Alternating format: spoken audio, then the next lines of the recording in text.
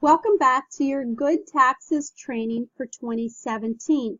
In this video, we are going to talk about tax changes from 2016 to 2017 and then new legislation.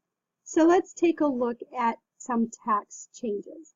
So as we transition from one year to the next, there are always things about our tax law that have changed. Now we know in a couple of years those changes are going to be fairly drastic, but now there's been a slight change between 2016 and 2017 tax law. So let's take a look at what our differences are here.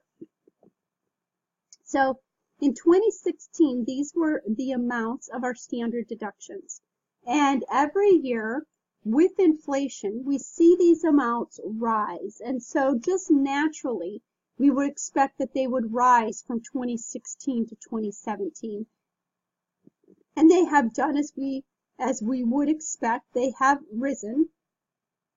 And so there's slight increases there in our standard deduction.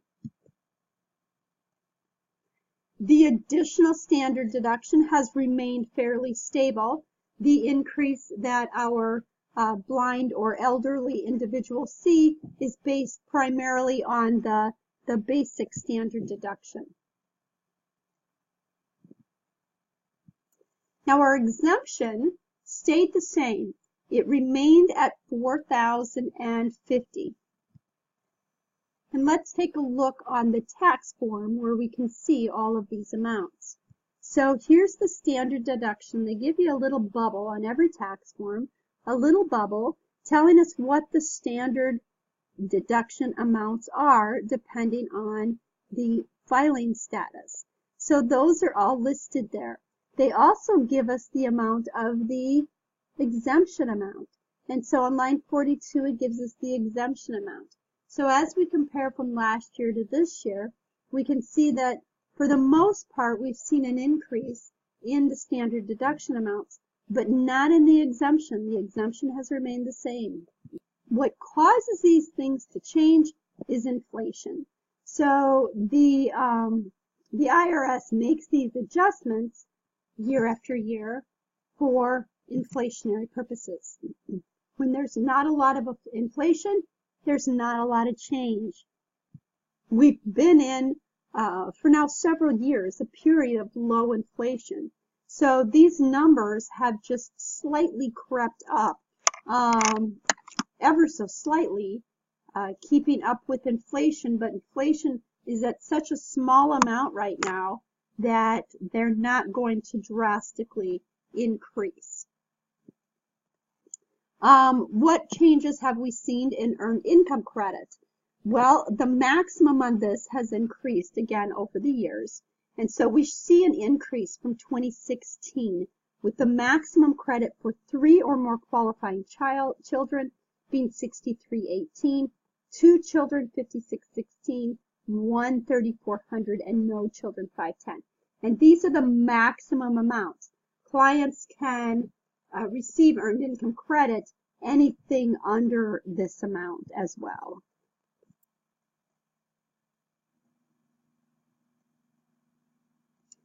What about the standard mileage rates? Those also change with inflation. And so we want to take a look at this because this is interesting, because from 2015 to 2016, we saw some pretty massive drops. And now we see another slight decrease here for the business mileage rate. It's now 0.535 or 53.5%. Charitable donations rarely ever changes. That's stayed constant at 14 cents a mile. And then the medical standard mileage rate has decreased to 17 cents per mile. So this is indicative of things like the gas prices that we see.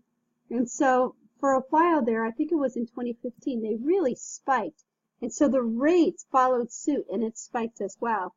But now as gas prices have leveled off some, these amounts are dropping as well. Let's look at new legislation. So there's 2 things I want to point out here. The pages in your 4012 labeled new, and then the pages in your 4012 labeled EXT. And so we're going to go right to those. So I'm looking right now at the beginning of the 4012. The tab What's New, it's labeled NEW. And then there's several different pages of important changes for 2017.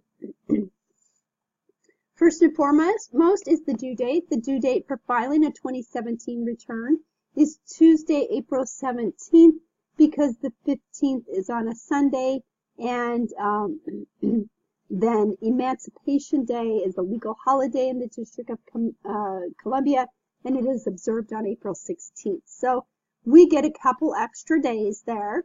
So it's due on April 17th. They're highlighting the standard deduction increases here, and then the amounts of single and head of household or married, qualifying widow or widower, additional amounts. We've noticed though that those have not changed. No change in the amount of the exemption. We've noted that as well.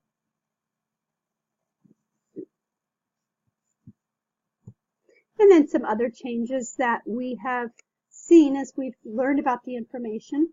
Retirement savings contribution, credit amounts, earned income credits, the mileage rate. And you can look through each of these for a quick snapshot of things that have changed in their areas here. They've also highlighted extended and expired legislation. Adjustments for up to 250 of education classroom expenses. This provision was modified to include certain expenses related to professional development courses the taxpayer takes. So they've added a little bit more in what they consider to be qualified expenses.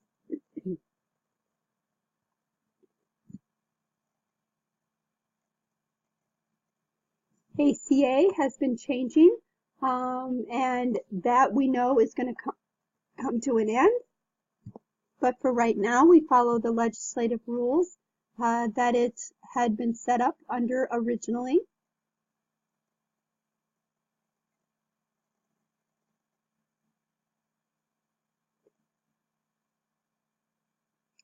And then we have the extenders section. So there's a lot of things here in the extenders section that we maybe didn't talk about, but you should just take a look at these extenders and see what is was going to be sitting in the extenders. The extenders are basically things that are set to expire, and Congress needs to make a decision as to if they're going to extend the credit or not.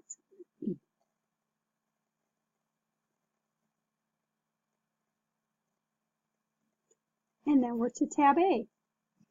So this section, this video, was just intended to point you back to your 4012, some of which we've talked about, some we haven't, but go through that and just be aware of what is changing, what is an extender, and what we can expect here for this tax season.